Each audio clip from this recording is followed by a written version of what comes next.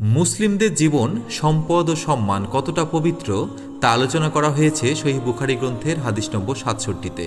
আবু বকর রাদিয়াল্লাহু আনহু হতে বর্ণিত, তিনি একদা নবী সাল্লাল্লাহু আলাইহি সাল্লামের কথা উল্লেখ করে বলেন, মিনায় তিনি তার উটের ওপর উপবেশন করলেন। অনেক ব্যক্তি তার উটের লাগাম ধরে রেখেছিলেন। তিনি বললেন, এটি কোন দিন? আমরা চুপ করে রইলাম আর ধারণা করলাম যে অচিরেই তিনি এই দিনটির আলাদা কোনো নাম দিবেন। তিনি বললেন, এটা কি কুরবানির দিন নয়? আমরা বললাম, জি হ্যাঁ। তিনি জিজ্ঞেস করলেন, এটা কোন মাস? আমরা নীরব রইলাম আর ধারণা করলাম যে অচিরেই তিনি এর আলাদা কোনো একটি নাম দিবেন। তিনি বললেন, এটা কি জিলহাজ মাস নয়? আমরা বললাম, জি হ্যাঁ। তিনি বললেন, তোমাদের রক্ত, তোমাদের ধন সম্পদ, তোমাদের সম্মান তোমাদের পরস্পরের জন্য হারাম। যেমন আজকে তোমাদের এই দিন, তোমাদের এই মাস, তোমাদের এই শহর মর্যাদা সম্পন্ন।